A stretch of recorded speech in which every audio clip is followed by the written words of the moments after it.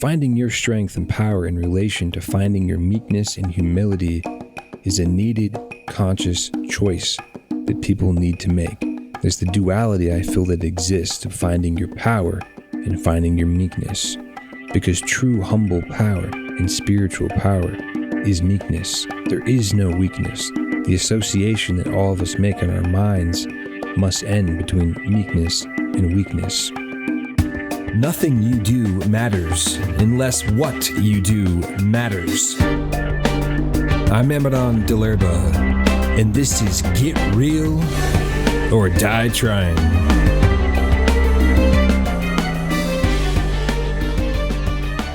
How we doing? Welcome to episode 32.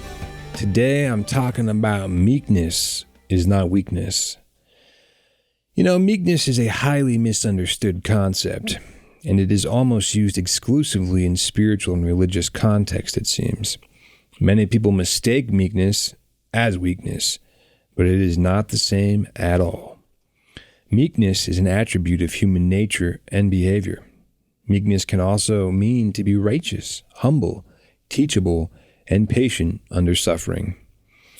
Meekness has been contrasted with humility as referring to behavior that you have towards others, whereas humility refers to an attitude towards oneself. Realizing this for me was a very helpful thing because it is about how you treat others. You see, the psychology and emotional actions of being a person of peace is about being meek and is about how you treat others. You see, being other-oriented and being interested in others is a basic tenet of any supposedly woke spiritual person, I feel.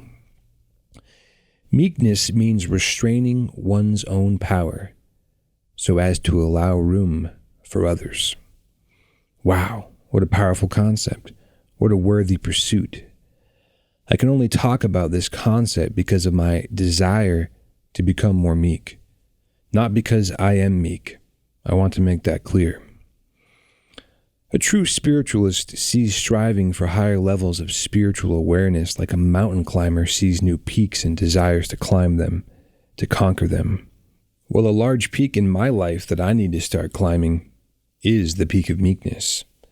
And it is likely a peak in many people's lives.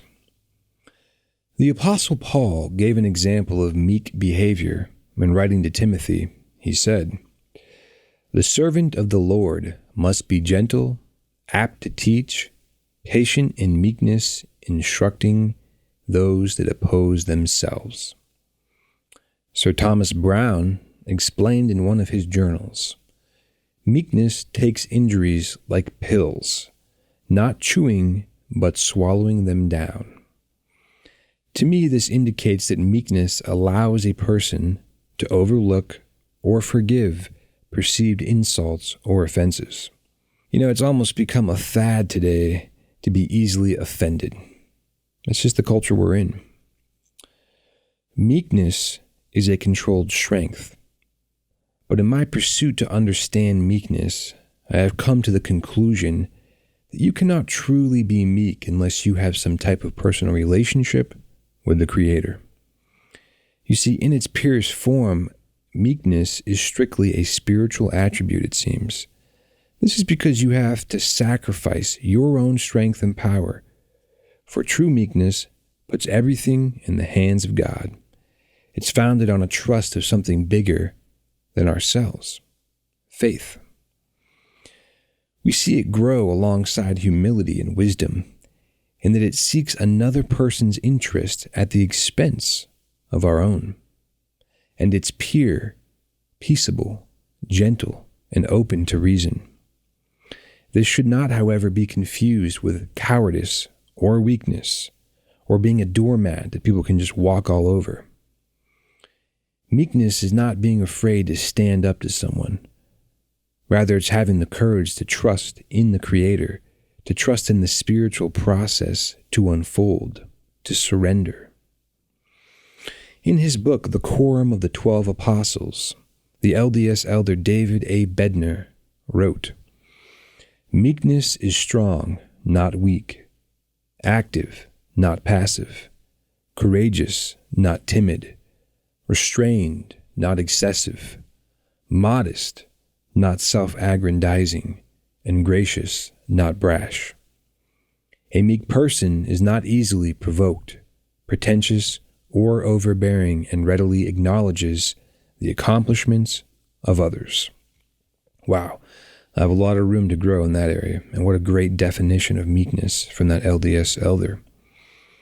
You see, we see examples of the power of meekness, I believe, in David of Israel's life before he was made king. I feel several times he had the strength and power to take the throne for his own, and yet he rejected this self-desire and waited till he was anointed, till the time was truly right. He quieted the whisperings of flesh and submitted to the calling of spirit. He had patient, submissive humbleness, and therefore he was great in his power. He had patience, something I lack tremendously.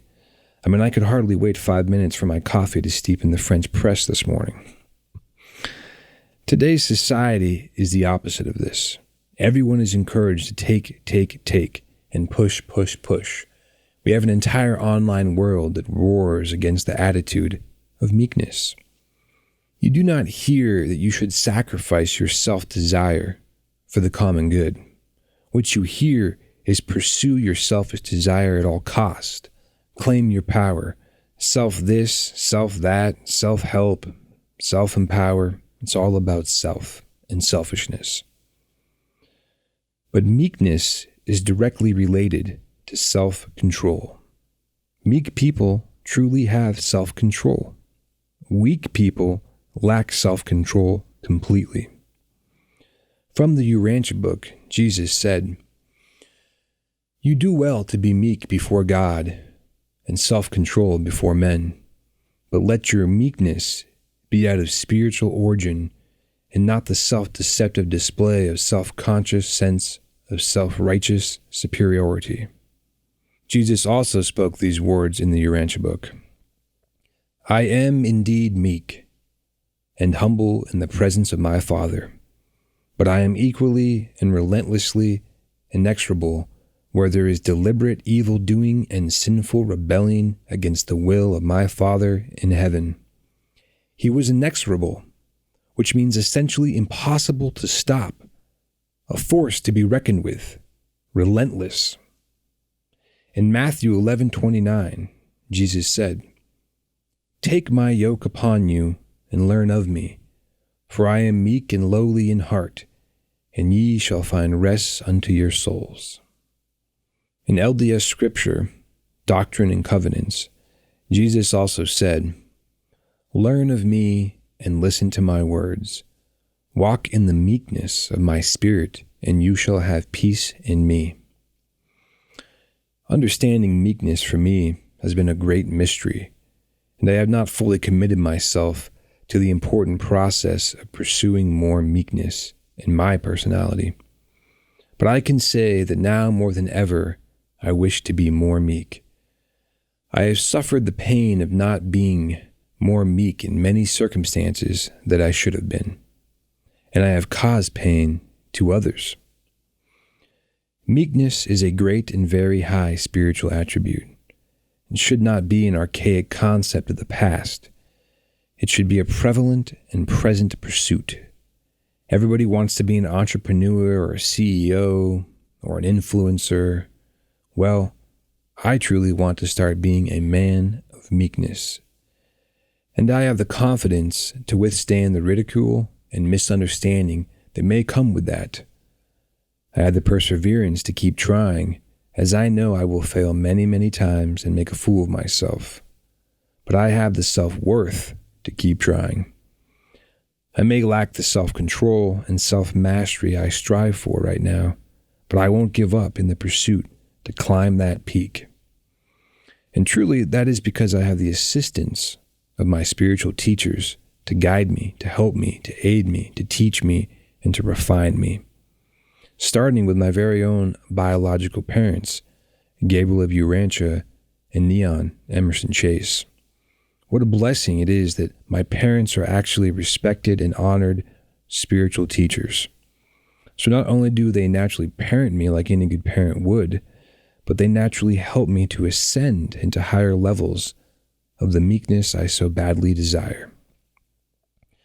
Finding your strength and power in relation to finding your meekness and humility is a needed, conscious choice that people need to make. There's the duality I feel that exists of finding your power and finding your meekness, because true humble power and spiritual power is meekness. There is no weakness.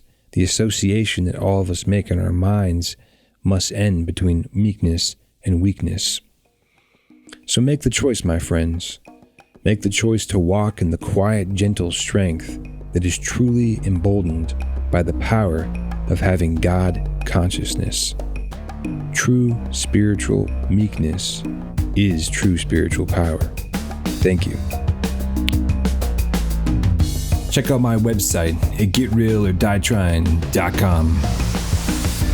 Leave me a voicemail on anchor.fm/getrealordietryin. Rate and review us on Apple Podcasts or any of the platforms you listen on. Be sure to follow me on social media and share this podcast with your friends. Word of mouth is a great way to share the vibe. Get Real or Die Trying with Amadon DellErba is a production of Global Change Media. And remember, pain is temporary, victory is eternal.